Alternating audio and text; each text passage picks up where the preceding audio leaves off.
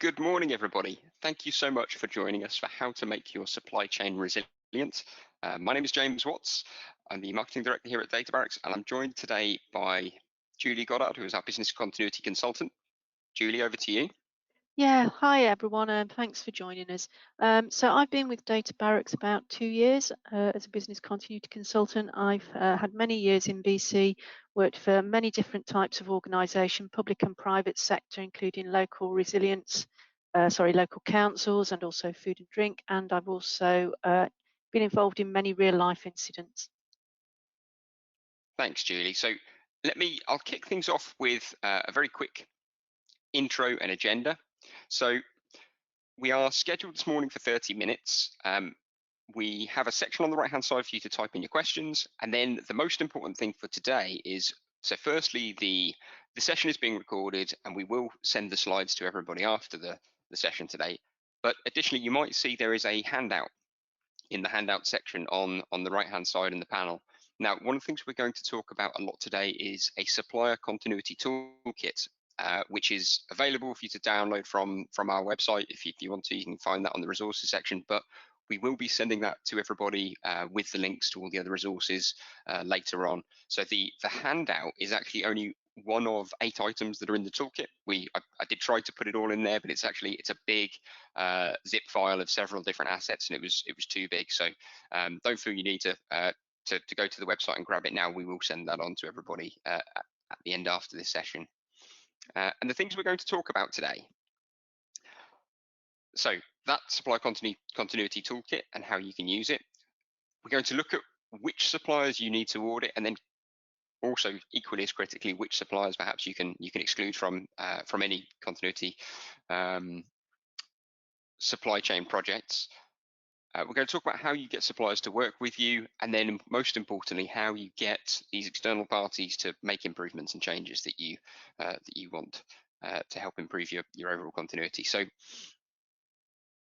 supply chain resilience, just as a kind of quick intro, is one of those topics that's really important, but that really doesn't get enough attention.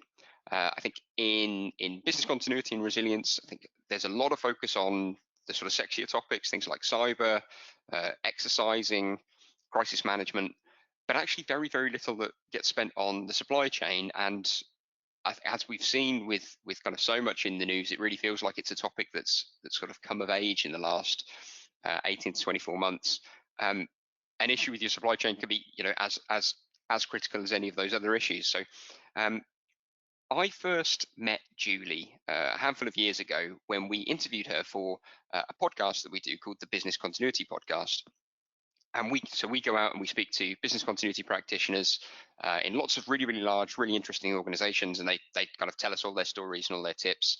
If you're interested, it's thebcpcast.com, and it's available in Spotify and Apple Podcasts and all those places. And one of the topics that we always ask people about, but don't necessarily always hear lots of stories about, is the supply chain. And the thing that was great about, that I really loved about talking to Julie about, was she had lots of really interesting stories about dealing with the supply chain. I think as a result of her experience, particularly working in councils and in food and drink, there's some really kind of exact examples of what things can go wrong, and what are the sort of things that you can put in place that can improve your supply chain. So anyway, not long after, as Julie mentioned, she joined Data Barracks, and one of the first things that we talked about is that Julie came to me and said, look, I've got a lot of these assets, things that I've been using to help measure and help improve the supply chain, and I wonder if they would be useful for other people. We could release them as a resource. And so we did that, and so we kind of put this all together, and the supplier continuity toolkit is made up of, I guess, things that you might typically expect. So questionnaires that you would send to your supplier to get them to fill in and let you know details about their organization, but then also things like scoring matrices for you to be able to review their responses, a tracking spreadsheet for you to be able to track and stay on top of how it all works, and then things like a cover letter that you would include when you're sending this out to your suppliers to kind of encourage them to actually respond and go through the process with you. And so I'm going to run through, I guess, a couple of these items and get Judy to kind of explain the process behind it, what they're for, and how to use them. And so the first item is the kind of basis of supplier audits, and that's a questionnaire. And it's 21 questions, so it's not incredibly onerous for the people you would send it to, and it covers all of the sort of main points of BC, so things like incident management, emergency comms, resilience, testing, exercising, all of those bits. And so, Julie, I've got to start with the question of, you're sending this kind of audit, this questionnaire out to your suppliers. How do you decide which of the Yeah. suppliers you should be sending this to and which you don't need to? Well, the main thing is to look at the most impactful suppliers if they were to have an issue. So it's not about the value of the contract, it's about the impact of failure on your business if that supplier has an issue. And really, if you're doing business continuity properly, that should be pulled out of your business impact analysis. But in any case, any sole supplier of a critical service should be considered as really important for this process. And of that, what sort of proportion do you think? Is it half of your suppliers, more, less than that? Oh, I think it depends a lot on the organisation. When I was at Leicestershire County Council, we had something like ridiculous, like 6,000 suppliers, and some of them were tiny, like provided stationery. Some of them were massive and important, like provided school meals or grit for the roads. So I think it depends, but I seem to recall when I was at Leicestershire, we had maybe no more than 20 out of all of those that were the most critical. And then when we'd worked on those and got those in a reasonable place, we then work down to the next level. So I guess it really, I would say start small and work your way down the divisions, if you like, of importance. Is my advice. If you end up with a list too long, you've probably done it wrong, frankly. No, yep, makes sense. So this questionnaire, when you're sending it out to those suppliers, who would you be expecting to be completing the questionnaire at the supplier end? Definitely the person who is the business continuity manager if they have one, or who has responsibility for business continuity within their remit if they don't have a full-time BC manager. In some organisations, that might be the person responsible for governance, because any organisation should be doing BC. Whether they have a title for that role is neither here nor there, but it's definitely somebody in charge of governance, I would suggest. Perfect. And so, well, this sort of leads on to the cover letter that we include. So this is the letter that you'll be sending out to those suppliers, asking them to do this. Now, why would a supplier? Why should they take part in this process for you and fill in your questionnaire and work with you?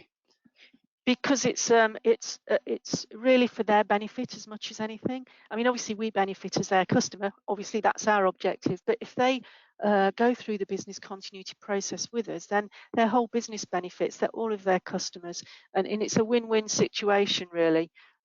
Really, I see it as them getting, if they don't have robust BC and they want to go on this journey with you, I see it as them getting free BC resources and advice, which I don't have a problem with, even though I'm the customer.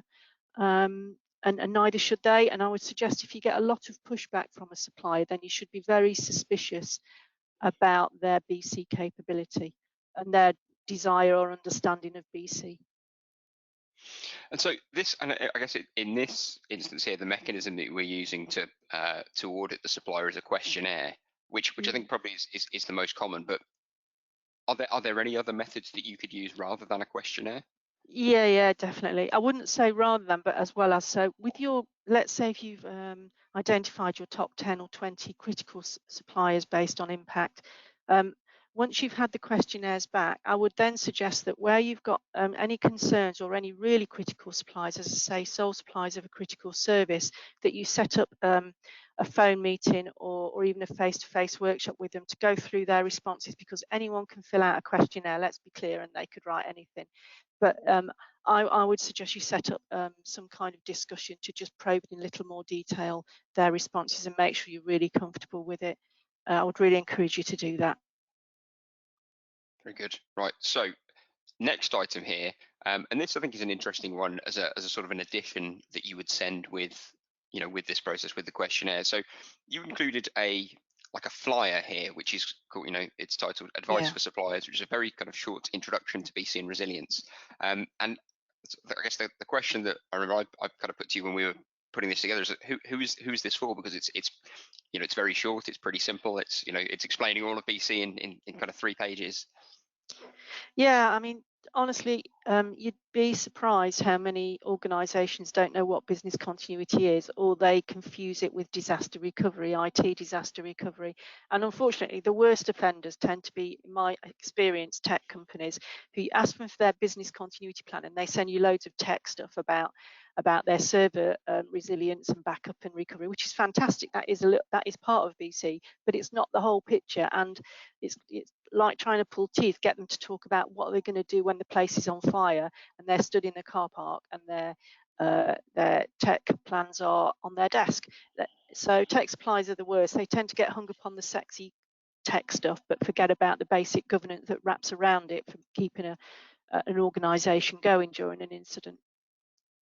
Well, so on the tech topic, that is the next point, which is so in addition to sending out a business continuity questionnaire, you also send out an IT disaster recovery questionnaire, and then this is the detail. So it's things like recovery objectives, distance between sites, UPSs and power redundancy, cyber, kind of all of those questions.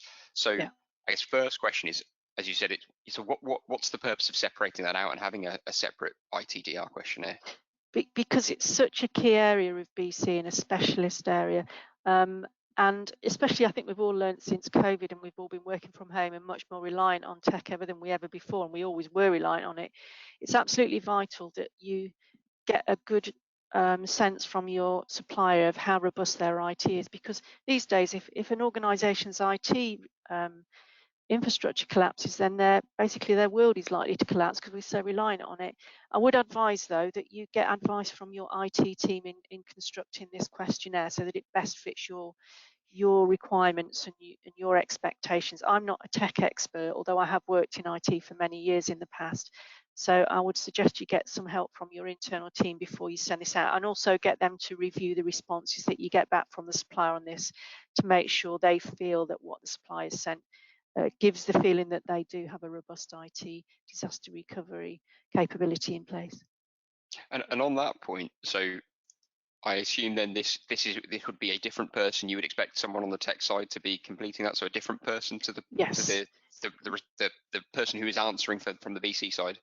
Yeah, definitely. I mean, obviously you do get BC practitioners who have an IT background. I have an IT background, not terribly technical, but the level of questioning in this particular document does require somebody from the IT team to complete it, because they're the only ones that would have this level of knowledge and be able to complete it confidently, I would say.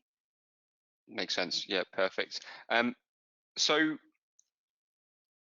these questionnaires, both the 2 questionnaires that you would send out, so and are kind of included in the toolkit, you have a kind of interactive PDF questionnaire that they can answer. But when they send this back to you, it's then your job to do the scoring and go through their responses. So there's a scoring matrix, or matrices, if you can do the plural of matrix, for each.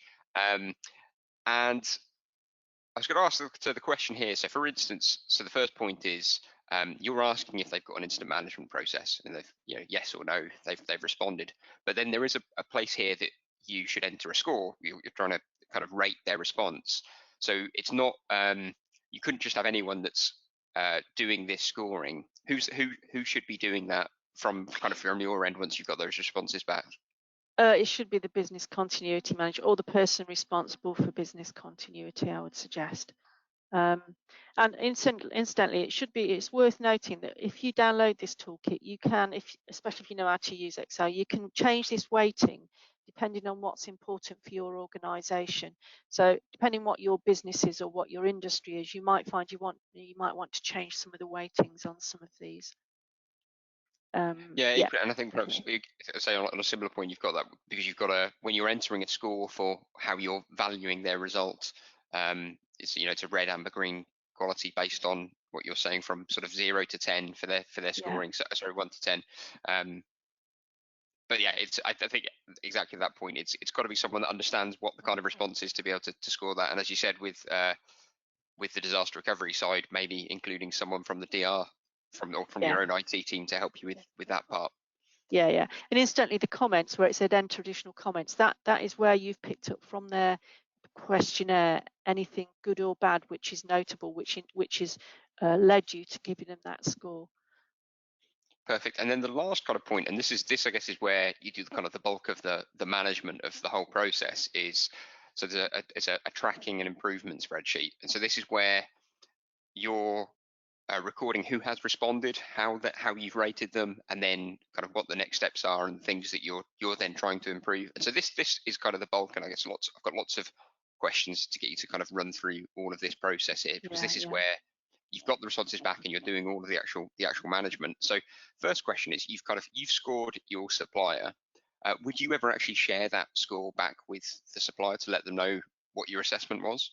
Oh yeah, absolutely. And that's the whole point of this process. I would encourage you to work in partnership with your suppliers rather than using this tool to beat them over the head. Um, you know, it's not the right approach. It needs to be a partnership, really. So yes, you definitely share the score with them, and you know why they've got that score, and so on. And so I guess in an ideal world, you get great responses. You're kind of really pleased with it. You mark it as a score. You know that it's from an audit perspective, it's good. You know that you're kind of looked after on that side. But then Yeah. the hard part is when something's gone wrong. So what do you do if you actually got a problem with the supplier? If there's a real red flag that's going to come back. The main thing is to obviously, as we said, to talk to them about it, but also to identify an action plan to address the gaps. And back to what we were saying at the start, they shouldn't be resistant to this because this is you helping them to improve. And in the past, certainly I remember when I was at Leicestershire County Council, I actually sent some of our documents, our BC templates, with our logo stripped off and anything referencing us to them and say, look, you've been honest enough to tell us you haven't got this kind of thing in place. Please have this. If you need help completing it, give me a shout. And I actually would kind of handhold suppliers a bit. And I also did that with the bottle supplier when I worked in the dairy industry. And again, that might seem a bit odd that the customer is helping the supplier, but in my view, it didn't take lots of my time, and it was in my interest to help them, and they appreciated it. And we actually, certainly the bottle supplier, and working in the dairy industry, they were so grateful, and we actually had a really good working relationship around the whole business continuity and resilient thing as a result. And so I guess it's a sort of separate question, and I guess it's one that we've talked about a lot in the kind of process of doing supplier management. So in both of those examples, you've got Leicestershire County Council, and you've got a kind of large food and drink company. They're kind of big large companies, and the suppliers that you're dealing with are often going to be far smaller. So there's a kind of power dynamic at play there. So perhaps I guess in the smaller for smaller suppliers, I guess the challenge is you having to do more to help them. Yeah, definitely. And I don't actually mind that. In fact, the bottle supply wasn't a massive company. They didn't have lots of resource to make available to do this work. So I actually used to go on site occasionally, even to work with them. And again, I saw that as part of my role actually to help them along.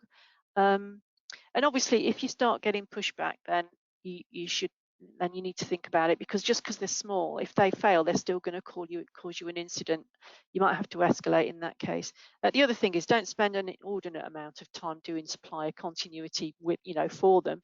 You should be taking them on the journey, but obviously it shouldn't be taking up all of your time. At some extent, they've got to take the responsibility themselves still, but there's absolutely no harm in helping them along the journey, especially if they're a small supplier.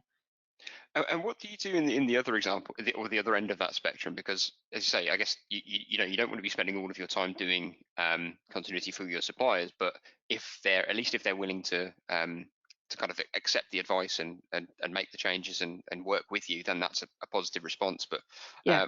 what what do you do if you've got suppliers who are being resistant? I mean, it has to be an escalation. Well, first of all, there's an escalation up to the relationship manager within your organisation to let them know. Is one thing. Obviously, they should escalate within the supplier's organisation. But the other thing is, it's obviously a red flag for your organisation, because what this is telling you is if that supplier fails, then you're going to get into trouble. So what you really should be doing is looking at your own business continuity plans and trying to just see what you could do to mitigate and minimize the impact of that supplier failing, if you can at all. And obviously the other thing is, seeing if you can get another supplier on board to share that service or product, or at least start talking to them about how they might be able to be brought in at short notice. And I have done that in the past with a supplier who was being very difficult, and we recognised that if that supplier did get into trouble, then we were in trouble. And the fact that they were being so resistant, as I mentioned previously, can be a bit of an alarm bell, because you think, if they're being that defensive, then that would suggest that they are not comfortable with their own business continuity capability, in which case you should be questioning whether you should be working with them as a critical supplier, I would suggest. No, that's terrific. And then a question that I always have when I think about the supply chain, I think particularly because we've seen so many issues recently with kind of issues that are sort of several degrees downstream in a chain. So the problem isn't necessarily with your supplier, but it's with your supplier's supplier, or your supplier's supplier, supplier, someone kind of several degrees separated. So how far, when you're doing your audit, should you be looking? Do you go to 1 degree or to several degrees? What's the distance? Right. Yeah. So let's be clear. You are responsible for the relationship with your supplier, and they are responsible for the relationship with their suppliers. That's stating the obvious, really. So you can only audit down to one supplier. But two things about that. One is, certainly the suppliers I tended to work with, I would say to them, look, one of the questions on the questionnaire is, do you audit your suppliers? And if they find themselves getting into bother with their suppliers in terms of not having the right BC capability, I would suggest to them that they do what I did with them, is send on key documents to their suppliers and say, please, can you complete these? And again, continue almost that, it's almost like a chain reaction, isn't it? With a supply chain. So I'm helping the supplier and they're helping their suppliers. That is my suggestion, for one thing. But also, it's useful to know the supply chain. So even though you're not responsible for the relationship with your suppliers, understand the supply chain further, as far back as you can, really, so that you can anticipate problems as they come further up. And obviously the big one that people will be aware of at the moment is the chip shortage, which is affecting a lot of organisations. And that's probably maybe 2 or 3 layers removed, but it's still finding its way all the way up to, maybe ourselves in our industries. Yeah, I mean, it absolutely is, and probably I suspect everyone on the session today has got some experience of that. I mean, we've seen. I mean, if you go back a lot of years and we think about technology supply chain issues, I don't know, perhaps if everyone remembers the issues in Thailand in the hard drive manufacturing facilities that were affected, I think probably 10 years ago, that caused a real kind of shortage and a kind of spike in prices and a delay. But perhaps nothing as bad as what we have seen recently with the semiconductor shortage. We've gone from being able to get hardware within weeks to, we have a particular component that there's a lead time sort of 6 to 9 months on, which is as long as we've ever seen it. And that's a difficult thing. I think it forces you to have to do things differently, to look at in our case, we've not only have we kind of used different suppliers, but we've had to look at using different hardware and trying to be flexible, which I guess is the lesson from most continuity challenges. It's being creative and flexible. It's the answer to the problem. Yeah, it is. It absolutely is.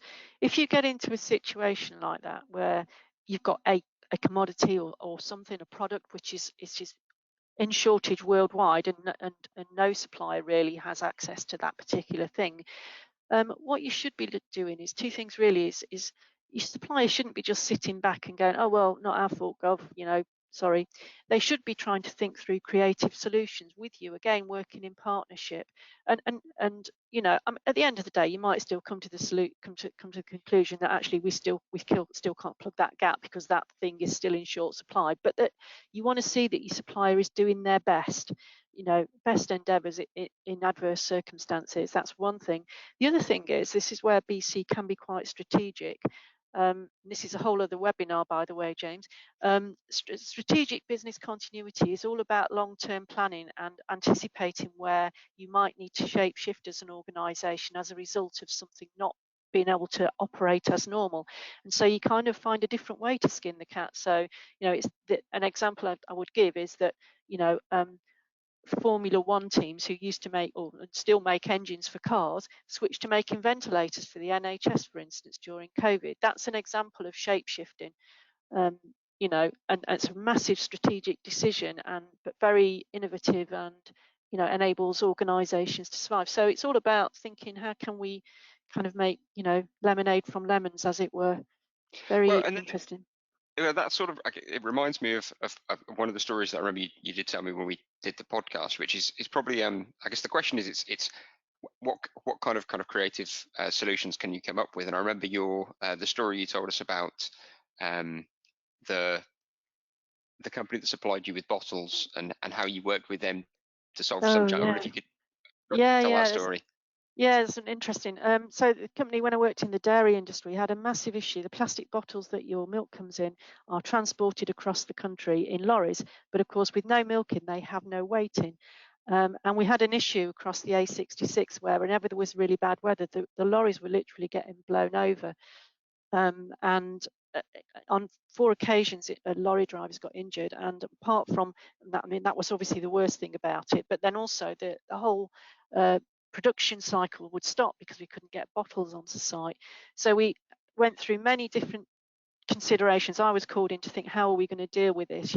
What are we going to do? And we looked at different things like weighting down the lorries, which would add cost, or trying to store, keep a storage of bottles at the site, which wasn't practical because you'd need a massive extra warehouse, which again isn't practical or economical. So in the end, I came up with a very, very simple solution. I got in touch with the Fleet Transport Association and arranged for weather forecasts to be sent to all of the operational managers on the ground in both our supplier and our organisation. And we also, so they could see in advance, it was, very detailed forecast, they could see in advance when weather was coming, and they adjusted the production cycle to get our bottles across the A66 before the weather came. And that was the solution, and it worked. We were looking at things much more complicated and expensive than that, and ended up really with quite a very practical, sensible solution, I felt. Yeah, I loved it when you told us that story, because for me it's so interesting, because one, it's the kind of problem I certainly had never thought of, and I guess perhaps if you're not in that industry, it's not one that you'd immediately think is a risk that would be sitting on your risk register. And then secondly, when it's as you say, a very practical but quite simple change that you can make that actually is a good solution to the problem. It doesn't need to be expensive, doesn't need to be over engineered. It did the job and it solved it for you, which was Yeah. I think those are always the best solutions. Yeah, they always are. Sometimes people think too hard about stuff, and actually, sometimes the answer's right in front of your face. Not always, but can be. So in which case, I think that's all the bits that we've got time for, but we do have time for some questions, and I've got a couple that have come through. So let me put this one to you, which probably we should have covered earlier actually, and that is, who should the cover letters be signed by? I would suggest that the cover letter is signed certainly by the person who's head of governance in your organisation, if not maybe even the chief executive, but definitely a senior, a C-suite or exec level type person, I would suggest, to give it gravitas. Yeah, it makes sense. And then time for perhaps just one more, and that this is, so should BC processes be required in supplier contracts, i.e. negotiate this up front before taking on a new supplier? Absolutely. Yeah, absolutely, 100%. When I was at the I suppose council, that's the easiest way to do it. It's when you're doing it up front, yeah, it's easier than the yeah. management later on. It absolutely is. When I was at the council, we got loads of legacy suppliers, but we absolutely had it built into all new contract procurement. The process that they had to meet a minimum requirement, even to get past the first stage. And then when they got to if they got to the latter stages of supply selection, I would be brought in to actually almost go through the supplier with go through the questionnaire with the potential suppliers in advance of the contract being awarded. And in some cases, it could be a make or break if it was a critical supplier. So if they didn't demonstrate business continuity capability that I was happy with, they could end up unfortunately being discounted. And that is absolutely, in an ideal world, that is the way we'd do it. We wouldn't be dealing with legacy suppliers with nothing in the contract. Perfect. Well, in which case that takes us to time today. In which case I'll say thank you to Julie and thank you to everybody for joining us. I hope that's been helpful. As I mentioned at the start, we will send out both the recording of this session, but also a link to download the full toolkit, so you've got all those assets. And as I think in conversation to Julie, we were worried there's an awful lot in supplier continuity to get through, and I think you can only kind of scratch the surface in 30 minutes. So if there's anything or any questions that you might have as you're working through that, then please do drop us a line. We'd be very happy to speak further. Yeah, that's great. Absolutely echo that James's message. And also, if you want to send me a LinkedIn invite, if you're not linked in, maybe if you want to talk about this topic more, then we can certainly help. But thanks everyone for coming and listening. Fantastic. Thanks, guys. See you on the next time. Thanks. Bye.